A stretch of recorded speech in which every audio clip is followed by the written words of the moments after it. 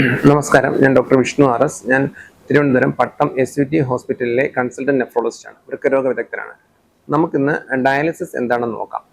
നമുക്കെല്ലാവർക്കും അറിയാം, വൃക്കകൾക്കുണ്ടാകുന്ന രോഗങ്ങൾ രണ്ട് തരത്തിലുണ്ട്. പെട്ടെന്നുണ്ടാകുന്ന വൃക്ക രോഗവും ക്രമേണ ഉണ്ടാകുന്ന വൃക്കരോഗം, അത് അക്യൂട്ട് കിഡ്നി ഇഞ്ചുറിയും ക്രോണിക് കിഡ്നി ഡിസീസും. ഇതിൽ ഇങ്ങനെ ഈ അക്യൂട്ട് കിഡ്നി ഇഞ്ചുറി പെട്ടെന്നുണ്ടാകുന്ന വൃക്കസ്തംഭനത്തിലും കിഡ്നിയുടെ പ്രവർത്തനം താൽക്കാലികമായി തകരാറിലാവും, പക്ഷെ അത് പിന്നെ മെച്ചപ്പെട്ടു വരും. അപ്പൊ അങ്ങനെയുള്ളവർക്ക് ആ ഒരു സമയം ഉണ്ടാവാം. അപ്പം പിന്നെ ഉള്ളത് ക്രമേണയുള്ള വൃക്കയുടെ അസുഖം, സ്ഥായിയായ വൃക്കസ്തംഭനം, ക്രോണിക് കിഡ്നി ഡിസീസ്. അങ്ങനെയുള്ളവർക്ക് അവസാന സ്റ്റേജിൽ വൃക്കയുടെ പ്രവർത്തനം കംപ്ലീറ്റ് ആയിട്ട് തകരാറിലാവാം. ഈ രണ്ട് കണ്ടീഷനിലും വൃക്കയുടെ പ്രവർത്തനം തകരാറിലാവുമ്പോൾ വൃക്കയുടെ പ്രവർത്തനം നമുക്കൊരു മെഷീൻ വെച്ച് ചെയ്യാൻ പറ്റും. അതിനെയാണ് നമ്മൾ ഡയാലിസിസ് എന്ന് പറയുന്നത്.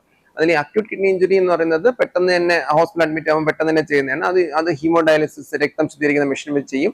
അത് തന്നെ കിഡ്നി മെച്ചപ്പെടുമ്പോൾ അത് വേണ്ടി വരത്തില്ല. പക്ഷെ ക്രോണിക് കിഡ്നി ഡിസീസ്, സ്ഥിരമായുള്ള വൃക്കയുടെ അസുഖം എന്ന് പറയുന്നത് 70% ഉണ്ടാകുന്നത് പ്രമേഹ വൃക്ക രോഗം, BP ഉണ്ടാകുന്ന വൃക്ക രോഗം, പിന്നെ വൃക്കകളെ തന്നെ മാത്രം ബാധിക്കുന്ന ചില രോഗങ്ങൾ. ഇതെല്ലാം ചികിത്സയൊന്നും ഫലിക്കാതെ വരിക, അല്ലെങ്കിൽ താമസിച്ച് കണ്ടുപിടിക്കുക ചെയ്യുകയാണെങ്കിൽ അവസാനം വൃക്കയുടെ പ്രവർത്തനം എല്ലാം തകരാറിലായി വൃക്കയുടെ പ്രവർത്തനം 10% താഴെ ആകുമ്പോഴത്തേക്കും അതിന്റെ ലക്ഷണങ്ങൾ വളരെയധികം വന്നു തുടങ്ങും. അതായത് കാലിൽ നീര്, പിന്നെ ശ്വാസം മുട്ടൽ, ക്ഷീണം, തളർച്ച, അങ്ങനെ പല ലക്ഷണങ്ങളും വന്നു തുടങ്ങും. അങ്ങനെ ഉണ്ടാകുമ്പോഴാണ് സ്ഥിരമായിട്ട് ഡയാലിസിസ് ചെയ്യണമെന്ന് പറയുന്നത്. ഡയാലിസിസ് എന്താണെന്ന് നോക്കാം. അതായത് വൃക്കയുടെ പ്രവർത്തനം കംപ്ലീറ്റ് ആയിട്ട് നിലയ്ക്കുമ്പോഴാണ് നമ്മൾ ഡയാലിസിസ് ചെയ്യേണ്ടി വരുന്നത്. പക്ഷെ നമ്മൾ നോക്കുകയാണെങ്കിൽ കരളിന്റെ പ്രവർത്തനം കംപ്ലീറ്റ് നിലച്ചു കഴിഞ്ഞാൽ അതിന് അങ്ങനെ ഡയാലിസിസ് അങ്ങനെ ഒരു ഇതില്ല. അതിനാണെങ്കിൽ കരൾ മാറ്റി വയ്ക്കാനേ പറ്റുള്ളൂ. ഹൃദയം നിലച്ചു പോയാലും നമുക്ക് ഹൃദയം അങ്ങനെ ഒരു കണ്ടീഷൻ വരികയാണെങ്കിൽ ഹൃദയം മാറ്റി വയ്ക്കുന്ന ഒരു ഓപ്ഷൻ ഉണ്ട്, വളരെ അപൂർവമായിട്ട് ചെയ്യാറുള്ളൂ. പക്ഷെ അതിനും ഇങ്ങനെ ഒരു മെഷീൻ ഇല്ല. കിഡ്നി പ്രവർത്തനം കംപ്ലീറ്റ് നിലച്ചു പോയാലും രണ്ട് കിഡ്നി ശരീരത്തിൽ നിന്ന് എടുത്ത് കളയേണ്ടി വന്നാലും ആളിന് ജീവൻ നിലനിർത്താൻ പറ്റും. അതാണ് ഡയാലിസിസ് എന്ന് പറയുന്നത്. അപ്പം ഡയാലിസിസ് എന്ന് പറയുന്നത് നമ്മുടെ കിഡ്നി ചെയ്യേണ്ട പ്രവർത്തനങ്ങൾ, വിഷപദാർത്ഥങ്ങൾ പുറത്തു കളയുക, വെള്ളത്തിന്റെ അളവ് നിയന്ത്രിക്കുക, ശരീരത്തിൽ അധികമുള്ള വെള്ളം പുറത്തു കളയുക, ഈ പ്രവർത്തനങ്ങൾ ചെയ്യുന്ന ഒരു ആർട്ടിഫിഷ്യൽ ഇതാണ് ഡയാലിസിസ് എന്ന് പറയുന്നത്. ഡയാലിസിസ് തന്നെ രണ്ട് തരത്തിലുണ്ട്. ഹീമോഡയാലിസിസ് ഉണ്ട്, പെരിറ്റോൺ ഡയാലിസിസ് ഉണ്ട്. ഹീമോഡയാലിസിസ് എന്ന് പറയുന്നത് രോഗിയുടെ രക്തത്തിൽ നിന്നും രക്തം പുറത്തെടുത്ത് അതൊരു മെഷീനിൽ വെച്ച് ശുദ്ധീകരിച്ച് തിരിച്ച് രോഗിയുടെ രക്തത്തിലോട്ട് തന്നെ രോഗിയുടെ ശരീരത്തിലോട്ട് കയറ്റുന്നതിനാണ് ഹീമോഡയാലിസിസ് എന്ന് പറയുന്നത്. പിന്നെ ഉള്ളത് പെരിറ്റോണിയൽ ഡയാലിസിസ് ആണ്.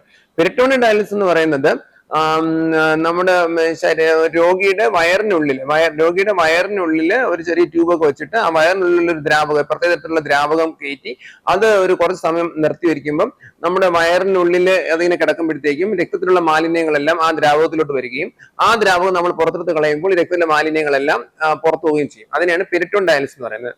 പെരിറ്റോൺ ഡയാലിസിസ് വീട്ടിലാണ് ചെയ്യുന്നത്, അതിന് ഹോസ്പിറ്റൽ വരേണ്ട ആവശ്യമില്ല. പക്ഷെ നമ്മളിന്ന് കൂടുതലും ചെയ്യുന്നത് ഹീമോഡയാലിസിസ് ആണ്. അപ്പൊ ഞാൻ ഹീമോഡയാലിസിനെ പറ്റി കൂടുതലായിട്ട് സംസാരിക്കാം.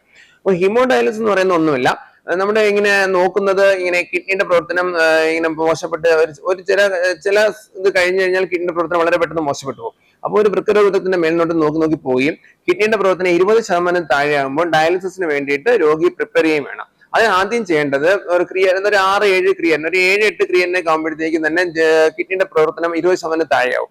അപ്പം ഡയാലിസിസ് ചെയ്യാൻ വേണ്ടിയിട്ട് ഫിസ്റ്റിൽ എന്നൊരു സാധനം ഉണ്ടാകണം, AV ഫിസ്റ്റിൽ. അതായത് ഡയാലിസിസ് ചെയ്യാൻ വേണ്ടി ഒരു സൂചി കുത്തണം. ആ സൂചി കുത്താൻ വേണ്ടിയിട്ടുള്ള സാധാരണ രക്തക്കുഴലാണെങ്കിൽ പൊട്ടിപ്പോവും. അപ്പൊ നമ്മൾ ഈ ക്യാനിലേക്ക് ഇടുന്ന പോലെ അത് പൊട്ടിപ്പോവും. അതിന് പകരം ആ രക്തക്കുഴലിനെ വലുതാക്കാൻ വേണ്ടി, അതായത് ആശുപത്രി രക്തം വയ്ക്കുന്ന വെയിനെ വലുതാക്കാൻ വേണ്ടിയിട്ട് ഒരു ചെറിയ ഓപ്പറേഷൻ ഉണ്ട്. അതിന് ആർട്ടീരിയോ വീനസ് ഫിസ്റ്റിൽ എന്ന് പറയും. അതിനടുത്തുള്ള ഒരു ആർട്ടറിയുമായി കണക്ട് ചെയ്യുമ്പോഴത്തേക്കും ആ വെയിൻ വലുതാവും. ഇങ്ങനെ ഒരു ഓപ്പറേഷൻ ചെയ്യുമ്പോഴത്തേക്കും അതൊരു ചെറിയ ഓപ്പറേഷനാണ്, മയക്കത്തൊന്നുമില്ല, ലോക്കലിലാണ് ചെയ്യുന്നത്. ആ ഓപ്പറേഷൻ ചെയ്ത് കഴിഞ്ഞ് ഫിസ്റ്റിൽ ഉണ്ടായി കഴിഞ്ഞാൽ അത് 1.5 മാസം കഴിയുമ്പം അത് നല്ല വലുതായി വരും. പിന്നെ അതിൽ കൂടി എപ്പോൾ വേണമെങ്കിലും നമുക്ക് ഡയാലിസിസ് ചെയ്യാം. അതൊരു ലൈഫ് ലൈൻ പോലെയാണ് ഒരു കിഡ്നി പേഷ്യൻസിന്.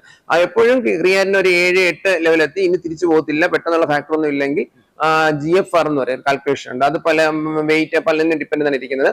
കിഡ്നി പ്രവർത്തനം 20% താഴെയാകുമ്പോൾ ഇങ്ങനെ ഫിസ്റ്റിൽ ഉണ്ടാക്കി നമ്മൾ നോക്കണം. അതിനുശേഷം വൃക്കരോഗത്തിന്റെ ഇതിൽ പോയിക്കൊണ്ട് പോവുകയും എപ്പോഴാണോ ഡയാലിസിസ് ചെയ്യേണ്ടത്, സാധാരണ ചെയ്യുന്നത് കിഡ്നി പ്രവർത്തനം 10% താഴുമ്പോഴാണ് ഡയാലിസിസ് ചെയ്യുന്നത്. അല്ലെങ്കിൽ വേറെ ചില ലക്ഷണങ്ങൾ വരിക, അതായത് വെള്ളം ശരീരം മൊത്തം നീര് വരിക, ഭയങ്കര ഉറക്കം വരിക, ബോധം പതുക്കെ പോവുക, ഛർദിൽ വരിക, അങ്ങനെ പല പല കാരണങ്ങളുണ്ടെങ്കിൽ നമ്മൾ ഡയാലിസിസ് ചെയ്യും. അപ്പൊ ഡയാലിസിസ് ചെയ്യാൻ വേണ്ടിയിട്ട് പെട്ടെന്ന് ഡയാലിസിസ് ചെയ്യേണ്ടി വരികയാണെങ്കിൽ നമ്മൾ കഴുത്തിൽ ട്യൂബ് ഇട്ടാണ് ചെയ്യുന്നത്.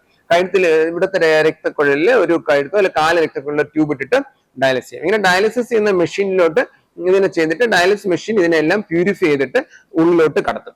ഇങ്ങനെ സ്ഥിരമായിട്ടുള്ള പേഷ്യൻസിന് നമ്മൾ ആഴ്ചയിൽ 2 ഡയാലിസിസോ 3 ഡയാലിസിസോ വെച്ച് ജീവിതകാലം മൊത്തം ചെയ്യേണ്ടി വരും. എന്നിട്ട് 60 വയസ്സിന് മേലുള്ളവരൊക്കെ സാധാരണഗതിയിൽ ഡയാലിസിസ് തന്നെയാണ് കണ്ടിന്യൂ ചെയ്യുന്നത്. അവർക്കും ട്രാൻസ്പ്ലാന്റ് ചെയ്യുന്നേ ഉള്ളൂ. 60 വയസ്സിന് താഴെയാണെങ്കിൽ ട്രാൻസ്പ്ലാന്റ് ചെയ്യണമെന്നാണ് പറയുന്നത്. ഡയാലിസിസ് കുറച്ചു കാലം കഴിയുമ്പോഴത്തേക്കും ഡയാലിസിസ് ചെയ്യുന്ന ഫിസ്റ്റിലെ പ്രശ്നങ്ങൾ, ഡയാലിസിസിൽ വേറെ കുറെ പ്രശ്നങ്ങൾ ഉണ്ടാവാറുണ്ട്. അപ്പൊ അതാണ് നമ്മൾ പറയുന്നത്. അങ്ങനെ ഇപ്പം ചുരുക്കത്തിൽ പറയുകയാണെങ്കിൽ ഈ ഡയാലിസിസ് ഉള്ളത് കൊണ്ട് ശരീരത്തിൽ പ്രധാനപ്പെട്ട അവയവമായ കിഡ്നിയുടെ പ്രവർത്തനം മുഴുവനായി നഷ്ടപ്പെട്ടാലും നമുക്ക് ജീവൻ നിലനിർത്താനും പറ്റും, ഒരു നല്ലൊരു ജീവിതം നയിക്കാനും പറ്റും. ഇത് ആധുനിക വൈദ്യശാസ്ത്രത്തിന്റെ ഒരു വലിയൊരു കണ്ടുപിടുത്തമാണ്. Where entertainment meets information. Watch SAG News. നേരിന്റെ വാർത്തകൾ നിങ്ങളുടെ വിരൽത്തുമ്പിലെത്താനായി സാഗ് ന്യൂസ് ചാനൽ സബ്സ്ക്രൈബ് ചെയ്തും ഷെയർ ചെയ്തും ഒരു ശരിയായ മാധ്യമ നിലപാടിനൊപ്പം നിൽക്കാൻ ഞങ്ങൾ നിങ്ങളെ ക്ഷണിക്കുന്നു.